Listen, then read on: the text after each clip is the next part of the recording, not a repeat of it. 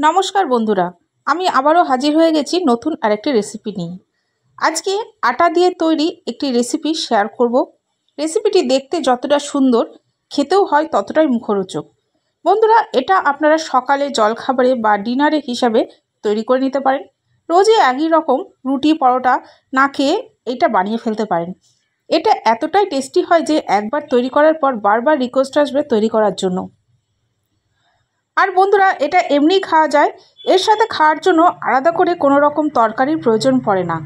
এটা আপনারা গরম গরম তৈরি করে পরিবেশন করবেন, দেখবেন সবাই আপনার প্রশংসায় পঞ্চমুখ হয়ে যাবে। আশা করি আজকের এই রেসিপিটি আপনাদের খুব ভালো লাগবে। ভালো লাগলে প্রথম থেকে শেষ পর্যন্ত দেখার অনুরোধ রইল। আর বন্ধুরা, ভিডিওটি যদি আপনাদের একটু হলেও ভালো লাগে তাহলে অবশ্যই একটা লাইক দিয়ে দেবেন। তাহলে চলুন আর দেরি না করে ঝটপট শুরু করি আজকের এই রেসিপিটি। আজকের এই রেসিপিটি তৈরি করার জন্য প্রথমে আমি একটা ফিলিং তৈরি করে নেব। তার জন্য আমি বাঁধাকপি কুচি কুচি করে কেটে নিয়েছি। এরপর দিয়ে দেব এক বাটি কুচানো পেঁয়াজ, দিয়ে দিচ্ছি এক বাটি গ্রেট করা গাজর। এরপর আমি এর মধ্যে দিয়ে দেব স্বাদ মতো লবণ দিয়ে এটাকে আমি খুব ভালোভাবে মেখে নেব। বন্ধুরা, এখানে আমি গাজর, বাঁধাকপি, পেঁয়াজ দিয়েছি। আপনারা গাজর না দিয়ে শুধু আলু, বাঁধাকপি, পেঁয়াজ দিয়েও জিনিসটা করতে পারেন, কিংবা আপনাদের পছন্দ মতো সবজি দিয়ে এই রেসিপিটা তৈরি করতে পারেন। দেখুন বন্ধুরা, আমি এটাকে খুব ভালোভাবে মাখিয়ে নিয়েছি। এবার এটাকে আমি কিছুক্ষণের জন্য রেস্টে রেখে দেব। এই সবজিটাকে সরিয়ে নিচ্ছি। এবার একটা ছোট বাটি নিয়ে নিয়েছি। এর মধ্যে আমি বেশ কিছুটা পরিমাণ টমেটো কেচাপ নিয়ে নেব।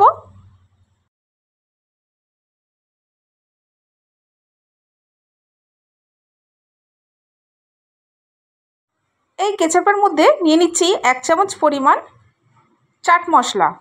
এবার এই দুটো জিনিসকে খুব ভালোভাবে মিশিয়ে নেব। এটাকে মেশানো হয়ে গেলে আমি সরিয়ে রেখে দেবো, পরে এটা কাজে আসবে।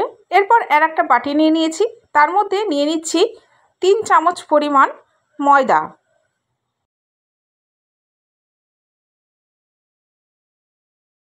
ময়দার মধ্যে দিয়ে দেব ধনেপাতা কুচি আর স্বাদ মতো লবণ।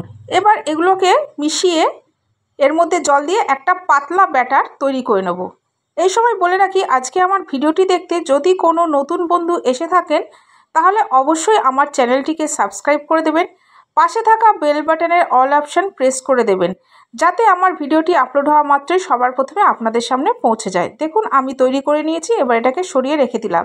এরপরে আমি যে সবজিটার মধ্যে লবণ মিশিয়ে রেখেছিলাম সেইটা নিয়ে এলাম। দেখুন, এগুলো অনেক নরম হয়ে গেছে।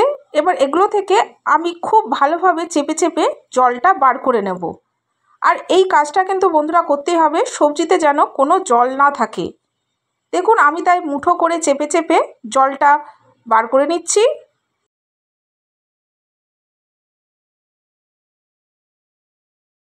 সবজি থেকে আমার এই জলটা বেরিয়েছে, এই জলটাকে আমি ফেলে দেব না, এটাকেও কাজে লাগিয়ে নেব। এবার একটা পাত্রের মধ্যে আমি নিয়ে নিলাম 1 কাপ পরিমাণ আটা।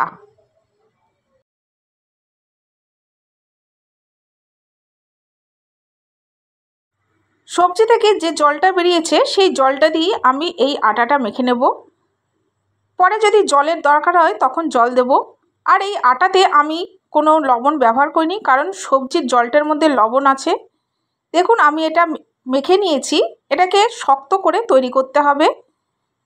এরপর যে সবজিটা থেকে আমি জল ঝরিয়ে রেখেছিলাম সেটার মধ্যে দিয়ে দিলাম কাঁচা লঙ্কা কুচি, গোলমরিচ গুঁড়ো, লবণ, হাফ চামচেরও কম রসুন বাটা, হাফ চামচেরও কম আদা বাটা, দিয়ে দিলাম 1 চামচ মতো সয়া সস। এরপর দিয়ে দিচ্ছি সামান্য ধনেপাতা কুচি। এবার এইগুলোকে আমি খুব ভালোভাবে মেখে নেব।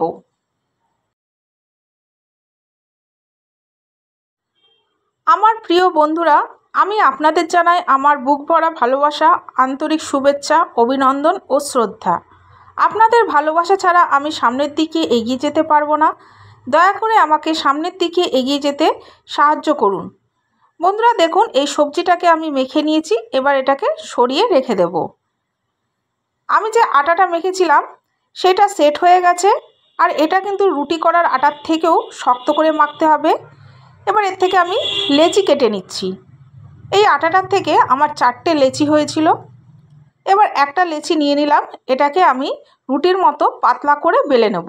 আপনাদের তলে আটকে গেলে একটু আটা দিয়ে নিতে পারেন। আর এই রুটিটা কিন্তু অনেকটাই পাতলা করে করতে হবে।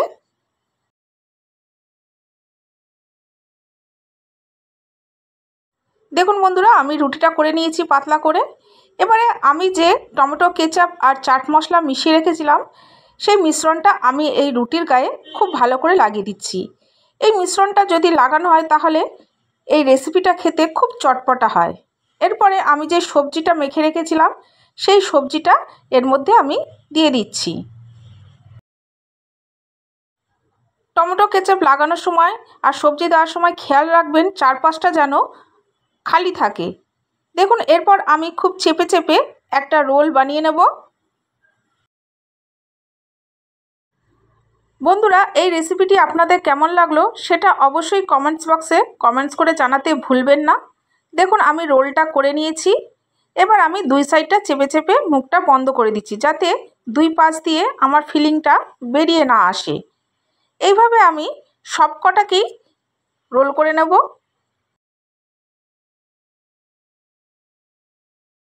দেখুন, আমি 4টেই করে নিয়েছি। এবারে একটা ঝাঁঝরি থালা নিয়ে নিয়েছি, তার মধ্যে আমি তেল ব্রাশ করে নিচ্ছি। তেলটা অবশ্যই ব্রাশ করবেন, নাহলে কিন্তু পরে এই নাস্তাগুলো উঠতে চাইবে না।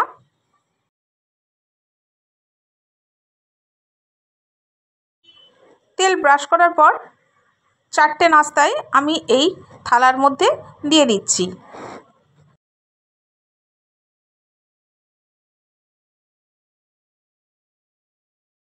এরপর বন্ধুরা, আমি একটা পাত্রের মধ্যে জল নিয়ে নিয়েছি।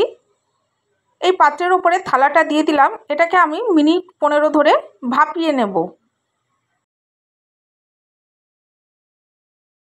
15 মিনিট পর ঢাকাটা খুলে দিলাম। দেখুন, এটা আমার খুব সুন্দরভাবে ভাপানো হয়ে গেছে। এবার এটাকে নামিয়ে ঠান্ডা করে নেব।